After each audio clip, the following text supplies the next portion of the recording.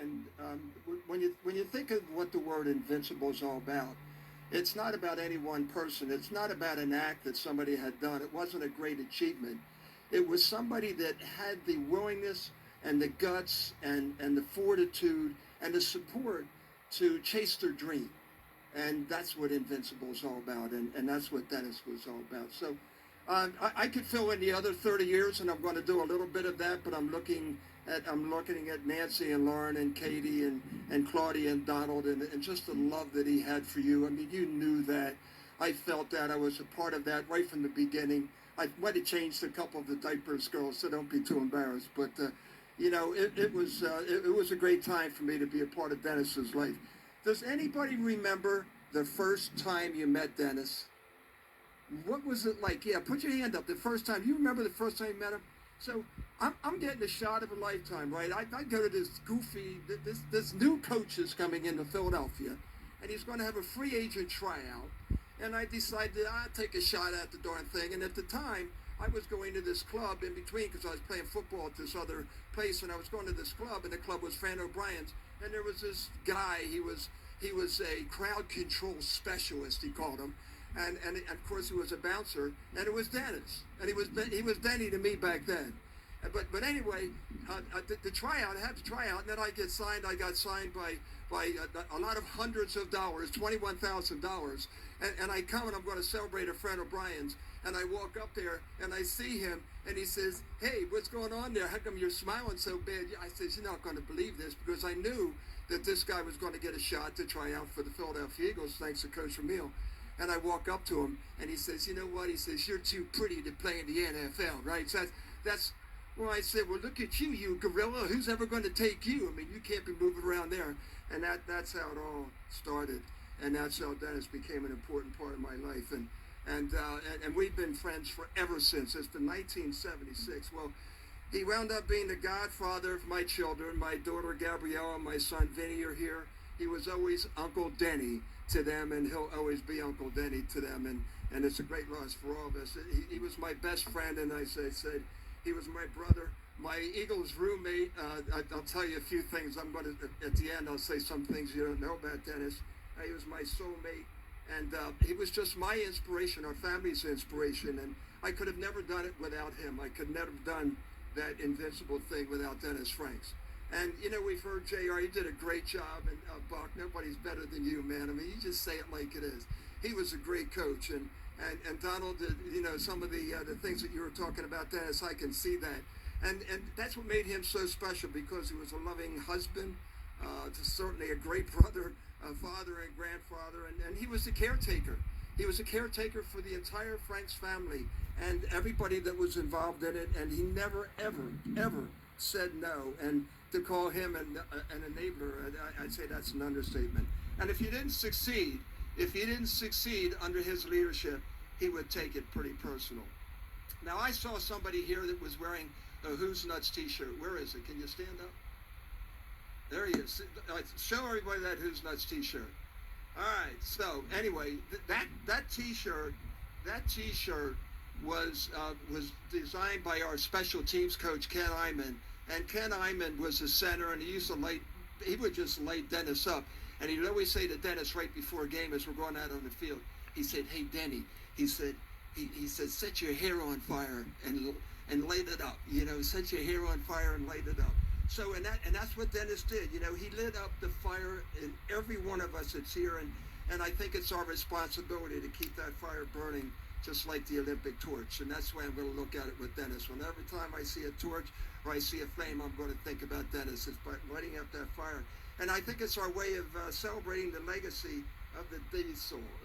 I don't know where he came up with that nickname. You're going to have to tell me that one, but that was a pretty good one. He demanded excellence. He was a visionary, a risk taker, and above all, we were talking about a dreamer, and he was willing to pay the price. And I have this great quote that I like to use all the time, and Dennis was a poster child for that. And it said, "Happy are those who dream dreams and are willing to pay the price to make their dreams come true." And he was certainly willing to pay the price. And the other thing we liked about Dennis, Janet and I were talking right after the passing. We were thinking, what can I say? What can I possibly say to honor Dennis? And she said, he was always about second chances. And it was second chances was his mantra, and seizing the opportunity, a moment. And Coach Ramil knows about opportunity, right? And you know about nobody ever drowned in sweat. How about that one? That's a pretty good one, right? And this is one of his best. Don't overload your mouth with your butt. I mean, isn't that right, Coach? And you know what? It was a preparation, and as JR was saying to everybody else here, will tell you that's what made him so very, very special. Now, we're talking, JR, you were talking about the Zoom meeting, and one of the last times that Dennis had done a presentation. Does anybody here remember the last time they had a conversation with Dennis, or got a text, or got an email? Well, the Eagles were playing the Panthers a couple of weeks ago, and right during that game, I got a text from Dennis, and he just said, life is good. Life is good. And that's the way he would want us to celebrate that life, you know, and this is it. You know, you talked about it, JR. This book, this is the last laugh. And thanks to Bonnie Church and some other great people here, we got a chance to get that thing going. So what this book is about, it's not about, again, Invincible's not about a person, it's about the dream. What the last laugh is about, it's about you. It's about your legacy and what makes you special. I'd like everybody now to hold hands with somebody next to them, close their eyes, and I would like you to just think of one word that you might use to describe our friend Dennis Franks. And I'll give you a couple of seconds to do that while I get this page going to the next. All right. Anybody want to shout out? Happy.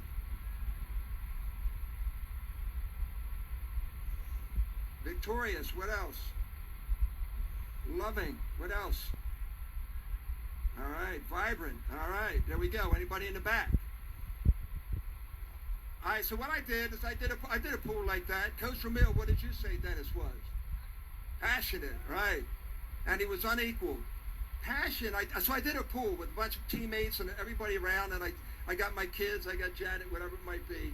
I didn't do the family. I figured, I'll give you a break on this one. But these are some of the things that people said about our friend Dennis Franks. Because you know what, he was all about the why. You keep asking, well, why? Well, the why is because of you. That's what it was. It was a challenge that you had, and he was all about that why. So this is what, number one was, he was passionate. Now we have unequaled here. He was a brother, fantastic, a jokester. How about a performer? I mean, did he like to perform? I mean, when when he came out on that stage and he just light that stage up and just take that audience of 25 or 30 people and he'd set their hair on fire, right? He was driven, courageous, energetic, intense, electric, enthusiastic, a believer, very, very loyal, full throttle, insanely enthusiastic, solid, supportive, encouraging, exceptional, exuberant, and last but not least, Dennis Franks was unique. He was very, very unique. Here's some things that you might not know about Dennis that I found out over the years. He was a Pennsylvania State discus champion. Did you know that? Yeah. I was a coach at a local high school before I started playing football, and I went to Penn State for the state championship, and I saw this guy. I'm going to tell you something. I saw this guy whipping around that circle like you can't imagine, throwing that thing out about 185 feet, and he was the state champion. Now, remember when he was 18, walking up to him and saying, hey, dude, that was awesome what you just did. Well, that's the guy that called me a pretty boy a few years after that, right? So that was my guy. And of course, Donald was talking about the family and the mom and the dad. Did you know that Dominic, his father, was a bronze medal winner? Is that correct? He was awarded the bronze star. The bronze star. Yeah, how about that? And his mom, she was not only a great figure skater, but also a great coach, and she coached JoJo Starbuck. JoJo Starbuck, Olympic skater. And JoJo married to, of course, a great quarterback from those Pittsburgh Steelers. Let's see, what else do I have here? So we're talking about dads. So we flew our dads out to Dallas for a game, and we took them out for dinner. I think we went to Baby Doe's. Where's our Dallas people? Okay. So we took them out to Baby Doe's, and guess what? We're coming home from Baby Doe's, and we got lost. We got lost coming home. We had a 9 o'clock meeting. We were at the Stemmons Marriott, Coach, and we got lost. And they didn't have GPSs back then in 1978, you know what I'm saying? So we're there, and then there's a detour. And oh my God, we're looking at our watch, and meeting's at 9 o'clock. And if we're not going to be there for that meeting, we're done. We're not going to be playing in that game. So we're running like heck. We get up there, we get into the meeting. The meeting hadn't started. It was the first and last time Coach Ramil ever was late for a meeting. And I think it was probably a pretty good Cabernet that kept in there. You know, he started every day with a workout with his personal trainer. And he came home to swallow a Market America's Isotonics. And then he was followed by his big boy breakfast that Nancy would just lovingly make for him. And this message, I mean, this breakfast was like one of a kind. He had this egg, sausage, tomatoes. So Nancy said she's never going to cook sausage again. And it was drowning, and the tomatoes were drowning in balsamic, and of course Nancy prepared it. And you know, I heard nickname. He was Barrel. Was that the nickname? Well, he used to call me. Well, did he call any one of you fish eye fool? How many did he call fish? So I was to him I was Vinny, from Vinny Barbarino, right? Vinny Barbarino, pepperoni pizza face, right? So pepperoni pizza face. Here's some of his nicknames. Of course, we know it was Diesel. When he was playing, and I swear to God, I'd never say it to him again. I never did say it. When he was playing, we used to call him Pumpkin. So that was the one, Pumpkin. And then the other, and when he was at Michigan, they called him Ballpark. And the reason why is, you know, last name, and he loved hot dogs. You know what he used to like to do? He would like to take Frank's hot dogs, and he would chop them up and put them in split pea soup, and he would wash it down with single malt scotch. Buck, I did that same thing with you. I knew he liked scotch, but I really needed something from him, so I was going to try to, I was trying to just get him going. And I hated scotch, it was like, but you did what you had to do, to get the job done. Nancy, we have a dog that we in Banner Elk, North Carolina. We were out there, and we got into 4th of July about 11 years ago. And the dog's name was Kellogg. And Nancy said, we're looking at this dog, and she said, you know what, that dog's just going to steal your heart. I want to call it Bandit. And that's how Bandit got his name from Aunt Nancy. So we got Uncle Denny and Aunt Nancy. In training camp the night before every one of the games, we would do something. We would just watch TV, and we were allowed to take a couple beers up to our room. Afterwards, they'd have it served, and we'd be up there watching Saturday Night Live, whatever it was. And we'd be thinking about what would we do crazy that the next day for the first play in the game. So Dennis was talking with Ken Hyman, and Ken Hyman was getting in his ear about setting his hair on fire and causing a wreck. And then he knocks out the goddamn kicker from the Oakland Raiders, for crying out loud. And yet, Dennis, he was right over top going like this. And he got fined about $5,000.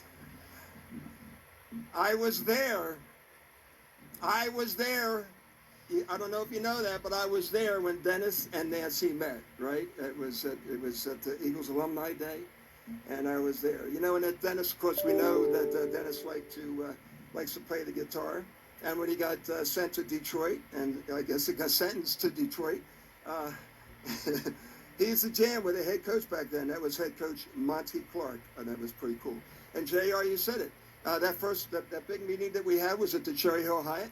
And guess what? I was the guy that was sort of the kicker-offer for it, and all those guys were there. And then you talked about Tyson's Corner, and I had the distinct honor of being the first MC for the first Market America conference that you had, right?